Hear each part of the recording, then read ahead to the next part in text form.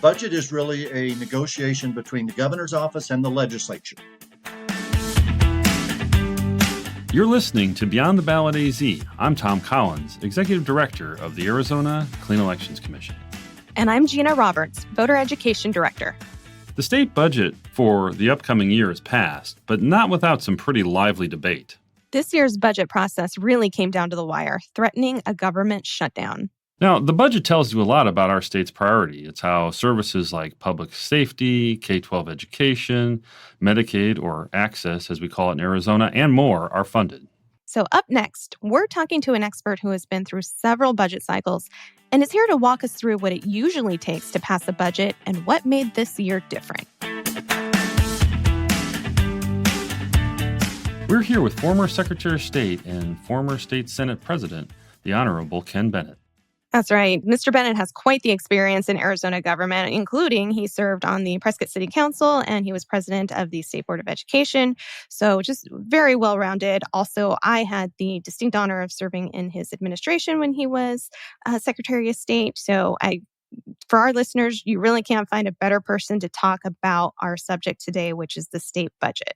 Well, Secretary Bennett, thank you for joining us on Beyond the Ballot AZ. Hi, Tom. Hi, Gina. So, Secretary Bennett, we just completed the Arizona budget and the legislature adjourned. But, when you think about this as a process, what is the process and the usual timeline for building the state budget?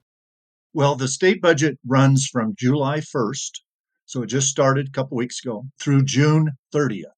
So the budget has to be adopted sometime when the legislature is meeting, which is from January to April, May, June sometimes. And yeah, they ran it right up to the last minute this time. So the budget is adopted starting July 1st. And then almost immediately, all of the state agencies start kind of seeing how things are going each month, because in the fall, they have to turn in their projected budgets for the next year. Because when the legislature comes back into session in January, in the very first week of the legislature, the governor is required by the Arizona Constitution to present a budget, usually on the first Friday of the legislative session. So in early January, the governor has to have a budget ready for the next fiscal year that starts on July 1st. So there's this constant process.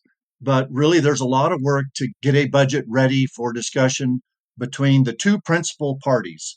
The budget is really a negotiation between the governor's office and the legislature. And beginning when the legislature starts meeting in early January, the governor proposes her or his budget. The governor has a budget office, the Office of Strategic Budget and Planning, OSPB, Planning and Budget.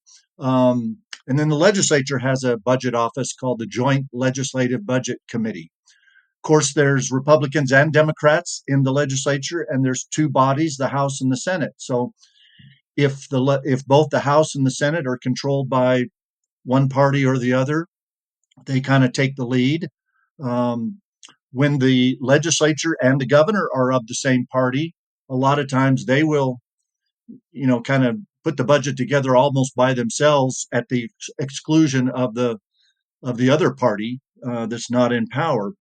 So what are some of the things that actually get negotiated in the budget process?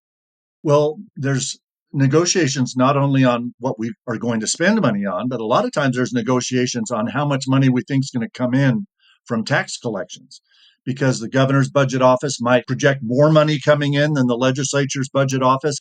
So you have to negotiate how much money are we going to agree is going to come in. Then you got to negotiate, okay, how are we going to spend that money? And just for your listeners, there's two big parts of the budget. There's state money and federal money. And then there's a third little one.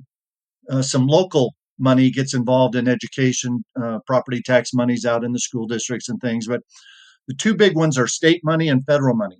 And this year, just kind of for an example, the state money is going to be about $23 billion, almost $18 billion in what's called the general fund. I think the budget came in at $17.6 billion in the general fund, but there's another $5.5 or almost $6 billion of other state monies. So the total state money is about $23 billion.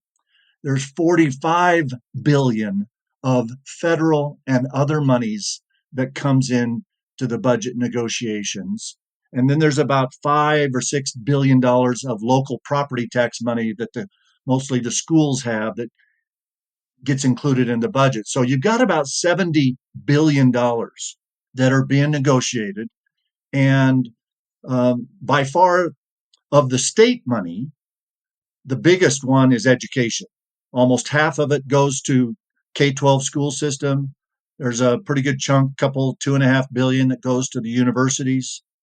The second largest, though, after education, it's healthcare. All of the health-related stuff that the state spends money on is probably about $6 billion.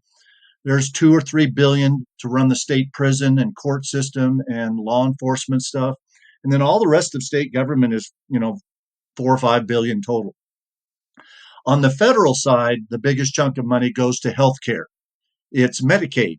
And so of the 45-ish billion that comes in from federal money, 27 billion is for healthcare. So way more than half. Well, to that point, Secretary Bennett, as Tom mentioned, you previously served as the president of the Senate. So you've been right there in the middle of negotiating budgets, working with previous governors. Can you tell us what those budget cycles have been like compared to this one? My 4 years as Senate president were with a Democrat governor, Janet Napolitano. And our 4 years together was 2003, 4, 5, and 6. So 20 plus, about 20 years ago. I was the Senate president. The legislature was controlled by Republicans, but very narrowly. The three most important numbers in Arizona are 16, 31, and 1. If you want to pass something in the Senate, there's 30 state senators. You got to have half plus 1, that's 16. If you want to pass that budget or a bill or anything in the House, there's 60 representatives in the House. You got to have 31. And then you got to have the governor, 1, sign it. So everything is a negotiation, whether it's a Democrat governor and Republican legislature or vice versa, or if one party controls both or all three, the House, the Senate, and the governor's office, you still got to get 16, 31, and 1. And my experience has been is that each party will lose some of the extreme left or right members of the legislature. One of the things that folks who, are not as familiar maybe with the state legislature may pay more attention to what the news covers from Congress. There seems to be a difference in terms of the budget making process, right? In Congress, it feels as if they're constantly churning on the budget and the appropriations bills in this sort of process that never actually ends. Whereas the state process, to some extent, seems really to get done on a year-by-year basis for the most part. I mean, what accounts for that difference?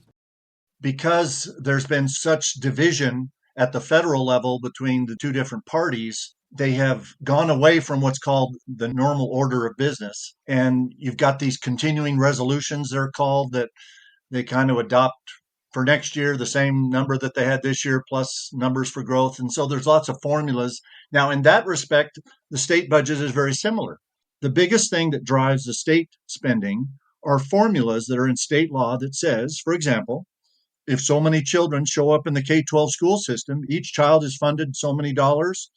And so you end up with a big chunk of money that, whether you like it or not, you kind of have to fund that.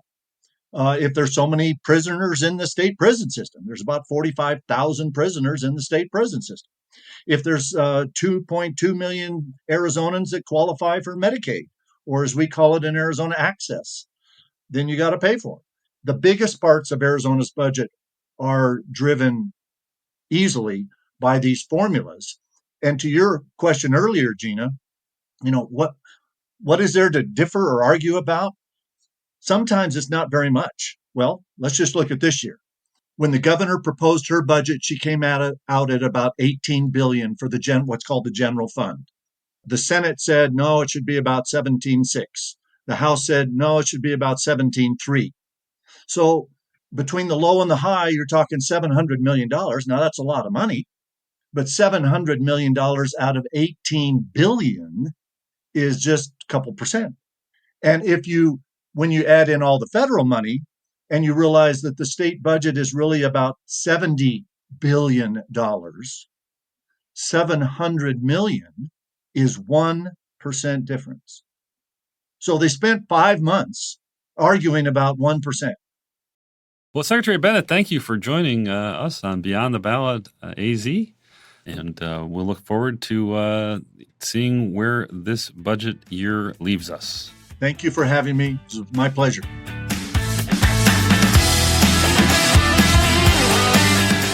If you want to learn more about the people deciding where our state tax dollars go, we've got you covered. Go to azcleanelections.gov to search elected officials in your area or anyone else across the state. You can find all that under the Find My Elected Officials tab that's also linked in the show notes. That's it for today's Beyond the Ballot AZ. I'm Gina Roberts. And I'm Tom Collins. We'll see you next time.